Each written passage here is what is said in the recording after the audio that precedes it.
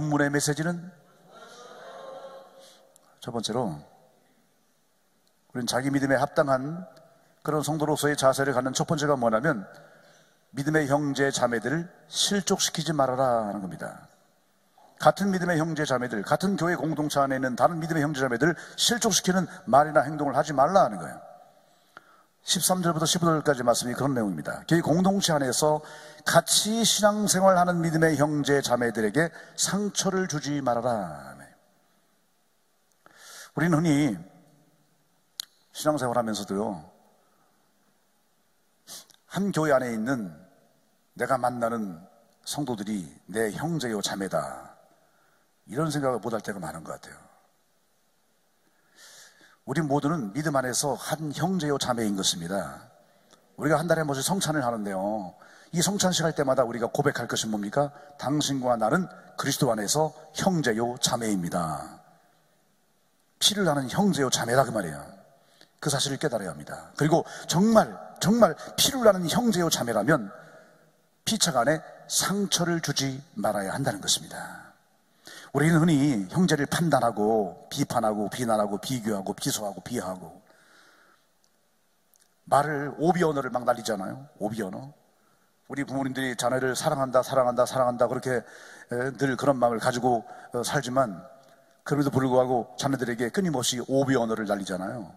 이 오비 언어를 얼마나 많이 날리는지 아세요? 17년 동안, 1살부터 17살 먹을 때까지 17년 동안 자그마치 17만 6천 마디, 평균 따져서 더 많이 하는 분, 2배로 하는 분은 30만 마디 하는 거고요. 좀 덜 하는 분은 한 7만 마디, 8만 마디 하겠죠.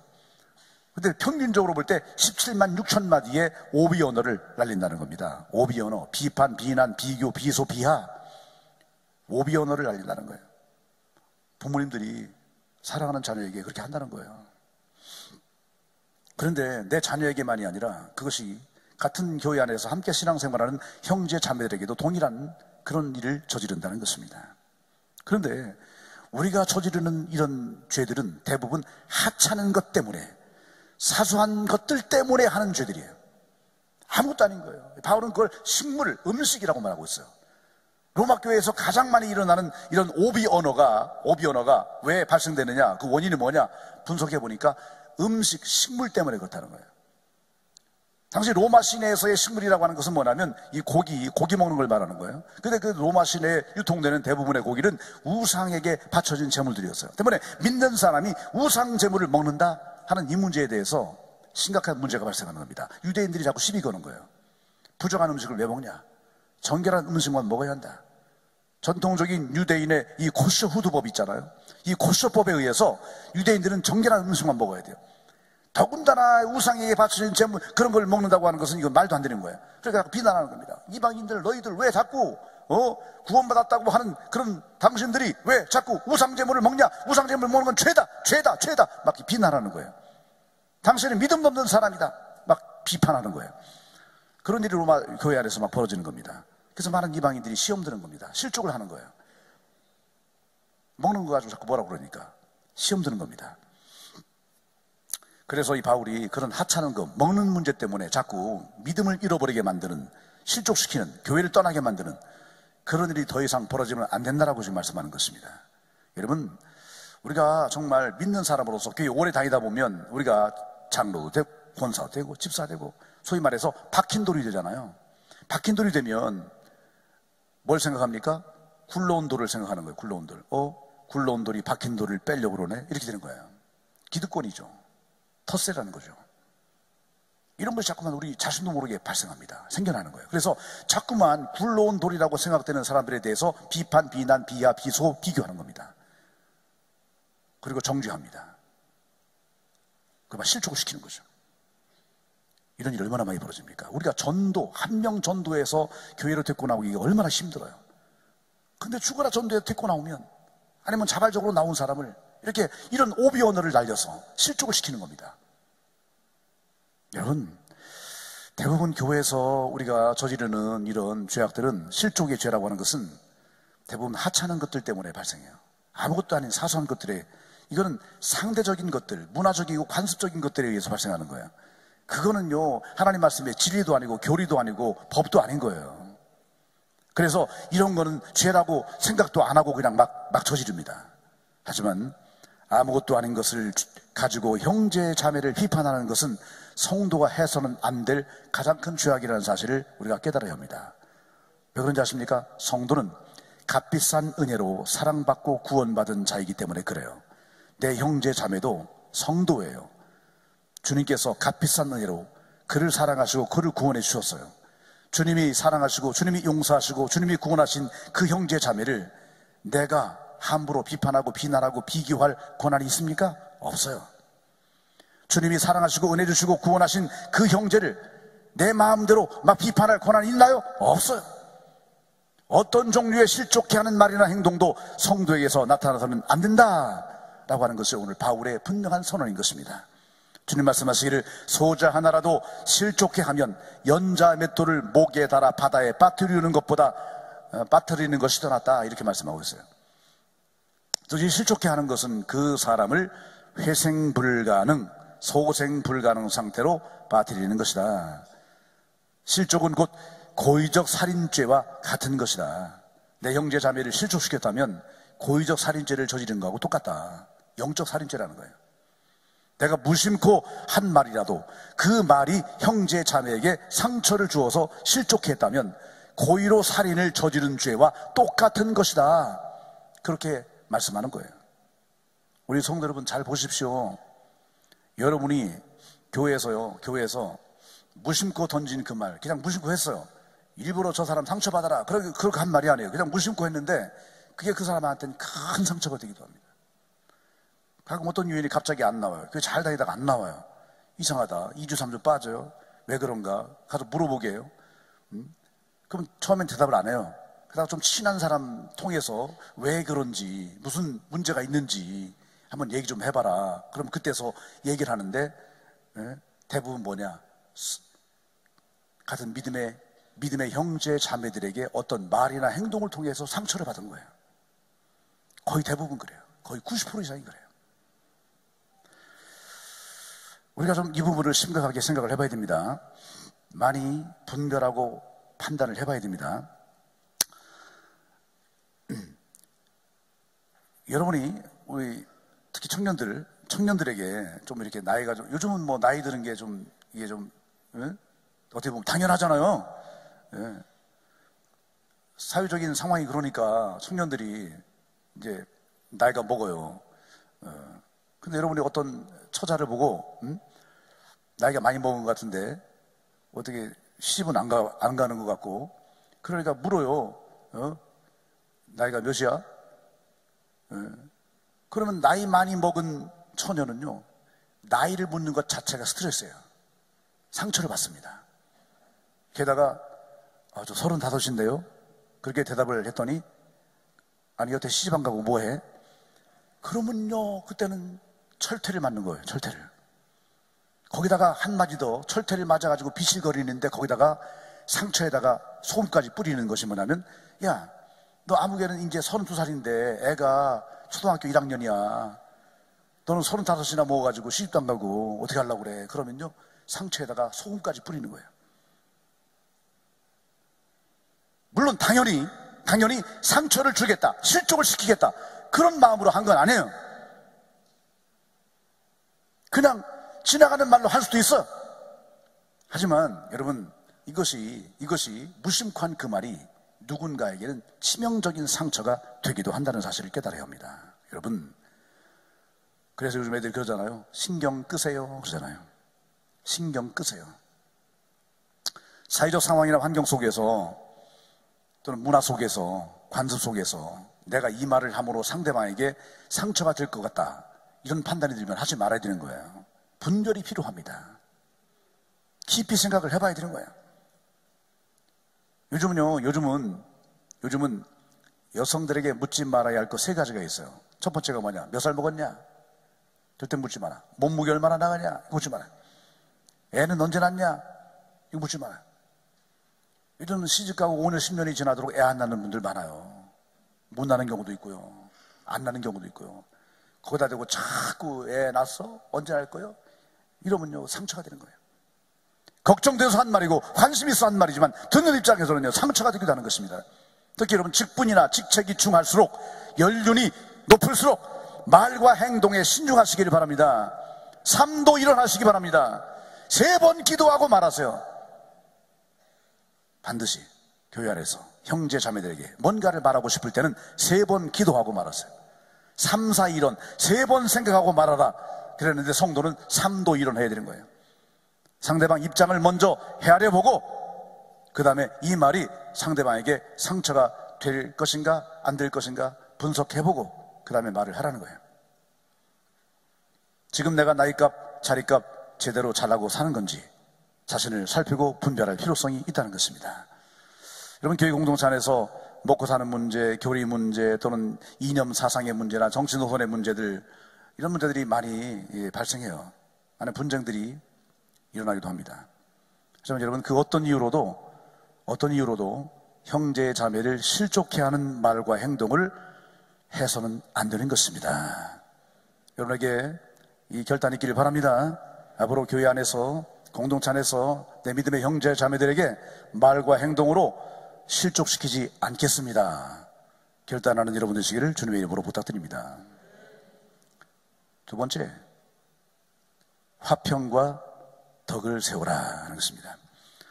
16절부터 21절 말씀에 보면, 거기에 보면 우리가 살아가는 원리, 원칙에 대한 이야기, 명분에 대한 이야기, 인정, 사정, 도리, 채통, 이런 얘기예요. 우리가 살아가는 데 다 필요한 얘기들이에요. 다 중요하고 필요한 거예요. 하지만 우리가 살아가는 데 있어서 가장 필요한 것은 뭐냐? 공동체의 화평과 관계의 덕을 세우는 것이다, 그 말입니다. 사실 이 두 가지면 다 되는 거예요. 공동체 안에서 화평을 이루고 모든 대인관계에서 덕을 세우고 그러면 되는 거예요. 이게 최고입니다. 이게 최고의 명분이에요. 사실은 이게 최고의 원칙이에요. 우리 삶에 수많은 원리, 원칙, 명분이 있지만 화평과 덕보다 더 큰 것은 없어요. 그런데 교회 안에서 같이 일하다 보면 때로는 이게 원칙이야, 이게 원리야, 이게 명분이야 하면서 이것 때문에 막 다투고 쌈나고 막 고집 부리고 이런 일이 벌어져요. 인정사정 채통 때문에 덕을 해치는 이런 상황이 벌어지기도 합니다. 여러분, 성도의 삶에서 가장 최우선적이며 가장 중요한 것은 그런 세상적인 인간적인 원리나 원칙이나 명분이나 인간의 인정사정 채통이 아닙니다. 가장 중요한 명분, 가장 중요한 원리, 가장 중요한 것은 화평을 이루는 것이고 덕을 세우는 것입니다. 내가 원칙대로 하는 것 때문에 내 공동체가 깨지면, 분쟁이 일어나면 되겠습니까? 소용없는 거죠, 그건.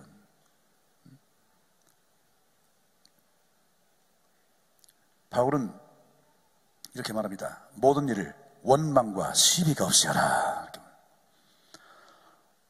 그러면서 17절의 말씀에서 어떻게 화평과 덕을 세울 수 있는가에 대해서 말씀하기를 성령 안에서 의와 평강과 희락을 누리며 사는 것이다, 이렇게 말합니다. 여러분의 공동체 안에서의 가장 중요한 기준이 뭐냐면, 내가 지금 현재 말하는 것이 하나님의 의, 하나님의 뜻에 맞는가? 내가 지금 하는 행동이, 내가 지금 사는 모습이 평강과 건강한 삶의 모습인가? 내가 지금 이렇게 말하고 행동하는 모든 것이 천국의 기쁨과 즐거움을 누리며 나타내는 모습인가? 이것을 성도가 모두 다 함께 같이 이것을 누릴 수 있도록, 그렇게 이것을 모든 말과 행동의 기준으로 삼고 살아야 된다. 근데 이것이 그냥 되지 않고 성령 안에서 된다. 성령의 도우심으로만 된다. 그래, 성령의 도우심 안에서 우리가 이렇게 의와 평강과 희락을 이룰 때에 화평과 덕을 세우는 공동체가 될 수 있다. 이렇게 바울은 설명하고 있는 겁니다. 여러분, 이 사실을 여러분 명심하시기 바랍니다. 우리가 혼자 신앙생활 하는 게 아니잖아요. 교회는 주님이 세우셨잖아요. 그리고 우리 모두를 교회 안으로 불러 모으셨잖아요. 때문에 교회는 정말 소중한 것입니다. 교회를 떠나서는 우리가 아무것도 할 수 없어요. 우리의 신앙 고백을 바탕으로 하나님이 이 땅에 교회를 세우셨어요. 이 땅에 교회 무용론을 주장하거나 교회 대체론을 주장하는 이런 사람들은 다 잘못된 거예요. 여러분, 깨달으셔야 돼요.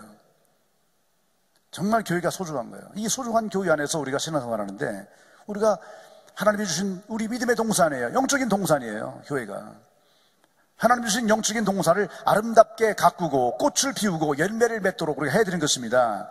그러려면 이 공동체 안에서 화평과 덕을 세우는 게 얼마나 중요한지 몰라요.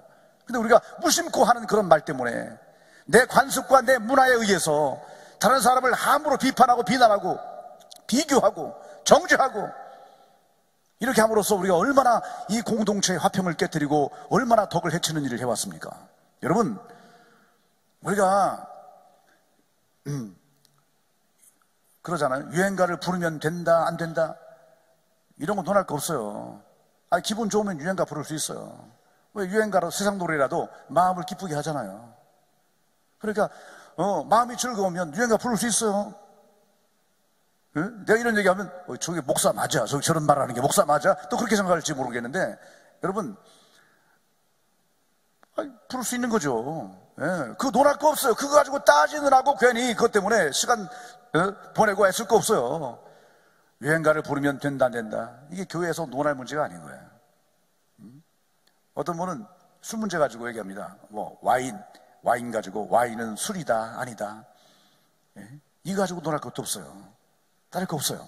예배 시간에 찬송만 불러야 된다?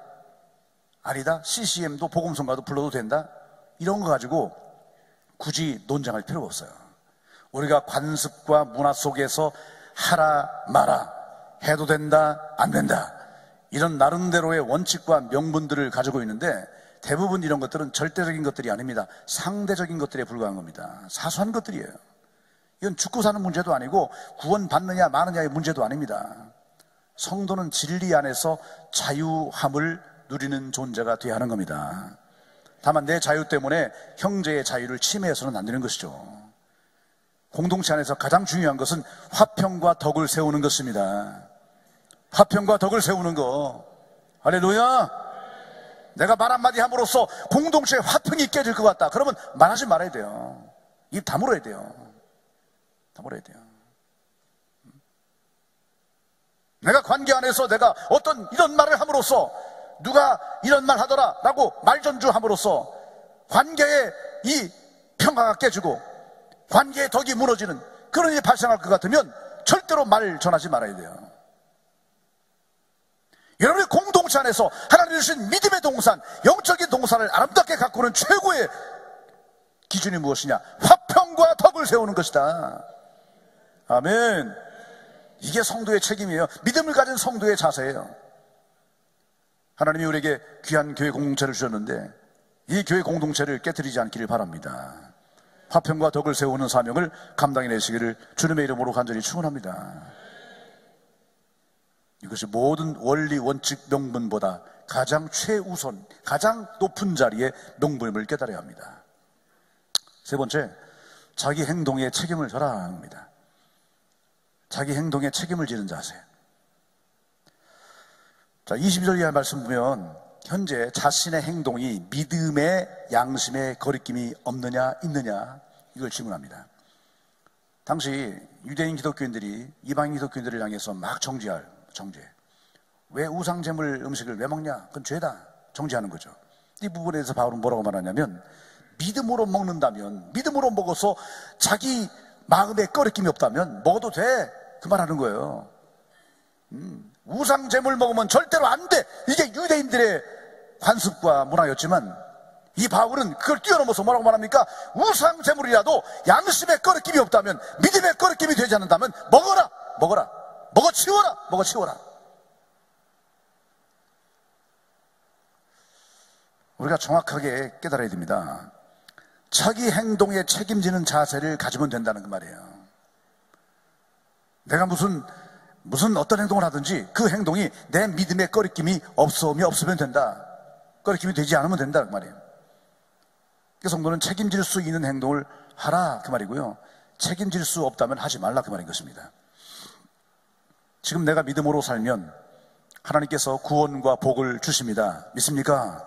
지금 내가 구원과 복에서 멀리 떨어져 있다고 한다면 내가 믿음으로 행동하지 않았기 때문에 나온 결과인 거예요. 당연히 그 책임은 내 자신에게 물어야 되는 겁니다.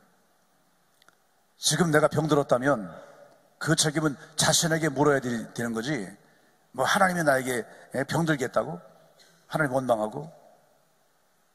그거 아니란 말이죠. 평소에 건강을 위한 행동을 제대로 하지 않았기 때문에 내가 병든 거지.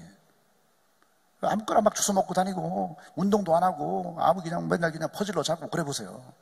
금방 병들죠. 평소에 건강을 위한 행동을 해야 건강의 복을 받는 겁니다. 자기 행동에 자기가 책임져야 되는 거예요. 병들었다면 남 원망하지 말고, 주여, 하나님 주신 귀한 몸뚱아리 내가 관리를 잘못했습니다. 용서해 주시옵소서. 다시 한번 건강의 기회를 주시면 내 몸 열심히 잘 관리해서 건강한 몸으로 열심히 주님의 사명 감당하고 주님의 영광 드러내는 삶을 살겠습니다. 이렇게 기도해야 맞는 겁니다. 지금 내가 가난하다면 가난한 그 책임은 내 자신에게 물어야 되는 겁니다. 가난한 책임을 부모나 아니면 하나님께 불평으로 그렇게 표현할 수 없다는 거예요. 평소에 자신의 행동이 가난할 수밖에 없도록 살았기 때문에 가난해지는 거예요. 이 말씀 이해가 되십니까? 가난 문제는 사회 구조적인 문제나 정치 문제나 아니면 부모 문제나 이런 남의 문제가 아니라는 거예요. 보세요. 버는 돈보다 아직 이해를 못하는 분이 있는 것 같아서 제가 좀 다시 말씀드릴게요. 버는 돈보다 쓰는 돈이 더 많다면 당연히 그렇게 1년, 2년, 3년 지나면 적자 인생 되는 것이고 가난해지는 거 당연한 거 아닙니까? 1,000만 원 아무리 많이 벌으면 뭐예요? 매달 1,100만 원을 쓴다면 1년에 1,200만 원씩 적자 하는 거 아닙니까? 3년 지나면 3,600만 원, 10년 지나면 3억 6천만 원, 10년 지나면 1억 2천만 원 빚지는 거 아닙니까? 그러니까 가난해진 책임이 자신에게 있는 거예요. 재정관리 잘못한 자기 책임인 거예요. 명확하잖아요. 명확하게 이렇게 말씀드리는 이유는 뭐냐면 자꾸 가난해지는 책임을 국가나 대통령이나 남에게 심지어 하나님께 막 따지고 드는 사람이 있거든요. 아닙니다. 성도는 철저하게 자기 행동에 대해서 자기가 책임져야 되는 겁니다. 자기 관리, 재정 관리, 영혼 관리, 몸 관리 스스로 철저히 해야 되는 겁니다. 아멘. 크게 합시다. 할렐루야. 잘못되면 그 책임은 내 자신에게 있는 것이, 남에게 책임을 전가하지 말아요. 내 행동은 내가 책임져야 되는 거예요. 아멘. 여러분, 우리 한국에 지금 960만에 달하는 크리스찬이 있어요. 우리 한국에 960만의 모든 크리스찬들이 각각 자기 행동에 자신이 책임지는 자세를 가지고 산다면 이 나라가 지금보다 훨씬 더 깨끗하고 정직하고 진실하고 아름다운 사회가 될 겁니다. 자살하는 사람 그렇게 많지 않을 거고요, 교통사고 그렇게 많이 안 날 거고요, 이 땅에 사기, 횡령 이런 치졸한 문제가 그렇게 많이 발생하지 않을 거예요. 우리가 똑바로 살면 돼요. 내 행동에 책임지는 자세, 책임질 수 없는 행동을 하지 마라. 이 정신만 바르게 가져도 나라가 달라지고 사회가 달라질 것입니다. 할렐루야. 그래서 바울은 선언하기를 믿음으로 쫓아하지 아니하는 모든 것이 죄가 되니라. 죄가 다른 게 죄가 아니라는 거예요. 내 행동이 믿음을 바탕으로 하지 않는, 다시 말해 내 행동이 믿음으로 말미암지 않는 행동이 된다면, 책임질 수 없는 행동이 된다면 그 자체가 죄가 된다는 것입니다. 인생을 살아가면서 항상 자신에게 반문해 봐야 합니다. 나는 성도인가? 나는 성도답게 살고 있는가? 나는 구원받은 자인가? 구원받은 자답게 살고 있는가? 지금 나는 구원받은 자 맞는가? 자신을 향해 반문해 봐야 합니다. 정말 내가 구원받은 자라면, 믿는 사람이라면, 성도라면, 하늘샘교회 믿음의 사람이라면 내 행동에 책임지는 자세로 살아가야 할 줄로 믿습니다. 그렇게 살아내겠다고 결심하시기를 주님의 이름으로 간절히 축원합니다.